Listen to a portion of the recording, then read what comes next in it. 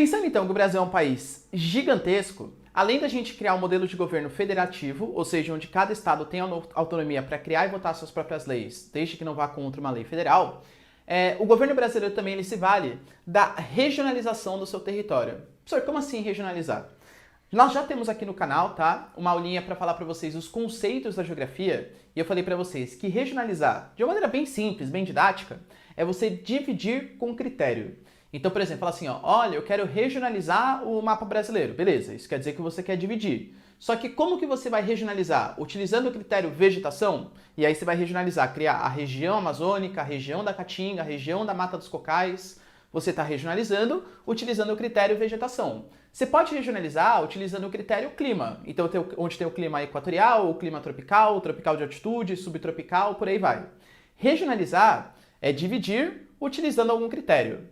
Eu vou mostrar para vocês, então, quantas regionalizações do território brasileiro existem. Infinitas. Se você quiser, na sua casa, agora, fazer uma regionalização do território brasileiro, você pode criar um critério, sei lá, PIB per capita. Aí você vai lá e divide o Brasil em regiões que você acha conveniente de acordo com o PIB per capita de cada um dos estados, municípios, bairros, sei lá, como que você vai querer fazer a sua regionalização, tá bom? Mas o Brasil, ele tem então infinitas, mas tem 3 que caem no vestibular para vocês. Ainda bem, né, que não cai todas. Se cai alguma diferente, prometo para vocês, galera, ó, o enunciado vai explicar direitinho quais foram os critérios utilizados, tá?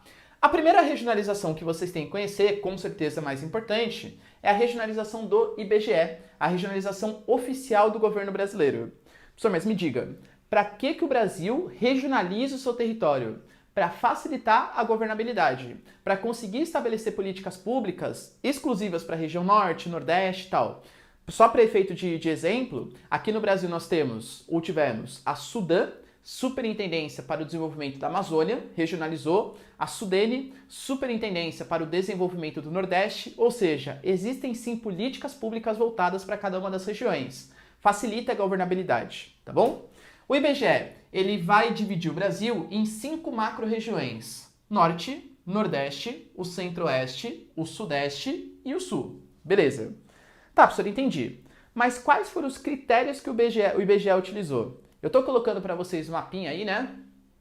Pode perceber que o IBGE, primeiro, ele respeita os limites estaduais. Então não existe, sei lá, Minas Gerais está completamente no Sudeste. Rondônia está inteiramente na região Norte. Não existe estados que estejam metade no centro-oeste, metade no norte. Não. Por mais que os estados sejam sim bastante diferentes, para facilitar a governabilidade, todos os estados estão dentro de uma única região. Então, respeita os limites estaduais. O IBGE também utilizou critério natural, então qual o tipo de clima, qual que é o tipo de relevo, qual que é o tipo de vegetação, e aspectos socioeconômicos. Então, qual é o IDH daquela região? Qual atividade econômica predomina? Alto IDH, baixo IDH, como que é aquela região?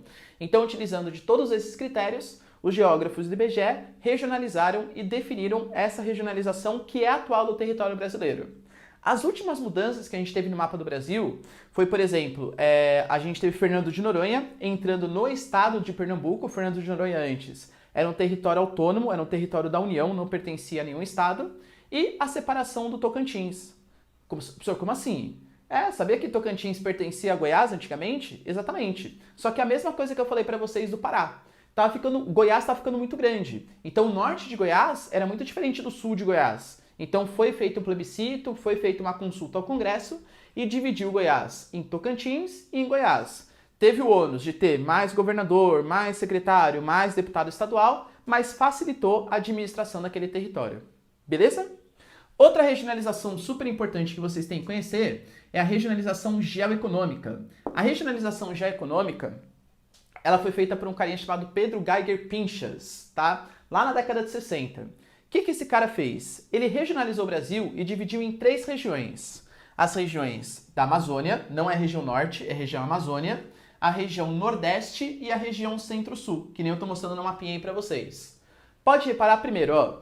Quais foram os critérios que ele utilizou? Um critério bem importante. Ele não levou em consideração os limites estaduais. Então, por exemplo, se você pegar aí Mato Grosso tá um pedacinho no Centro-Sul, um pedacinho na região amazônica.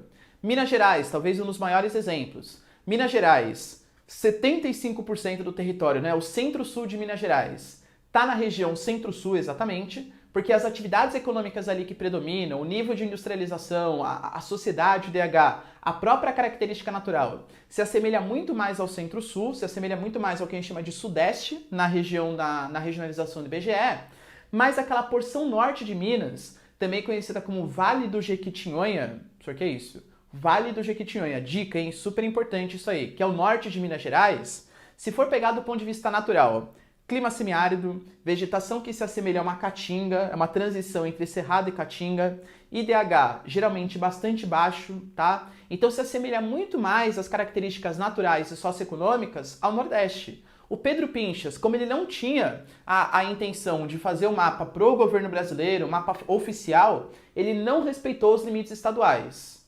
Por isso que a gente tem essa regionalização que parece um pouquinho mais diferente. Tudo bem? Essa é do Pedro Pinchas. E a dele, ele mesmo, né? Milton Santos e a Maria Laura Silveira, sua ajudante, digamos assim. O Milton Santos, ele vai criar um mapinha chamado de Os Quatro Brasis. O Milton Santos, como eu estou mostrando aí para vocês, ele divide o Brasil em 4 regiões. Região Amazônia, tá? Da Amazônica. Pode reparar, galera, que exceto o IBGE que coloca a região norte, os outros 2 ressaltam que é a Amazônia mesmo.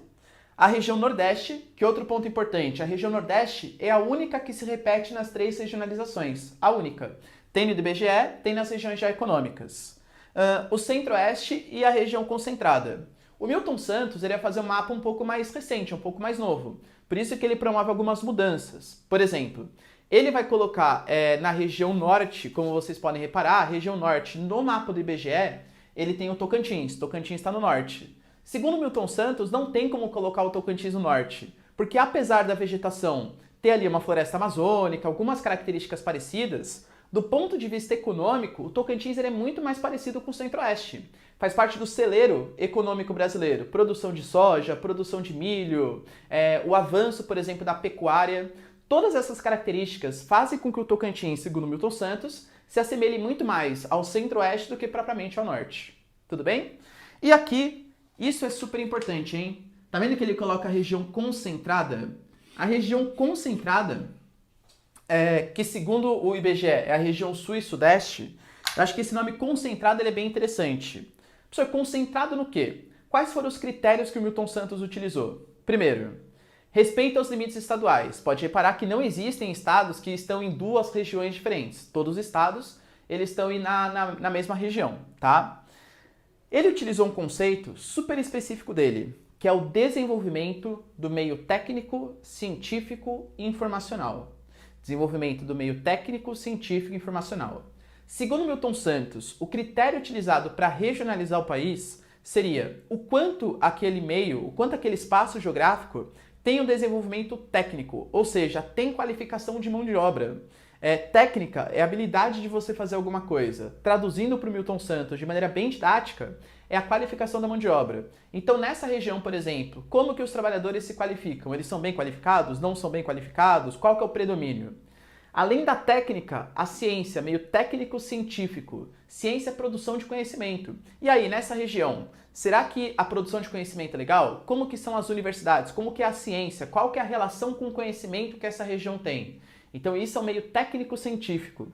Segundo Milton Santos, quando você consegue unir a técnica, a qualificação da mão de obra, a produção de conhecimento, a ciência, a gente vai ter um tecnopolo.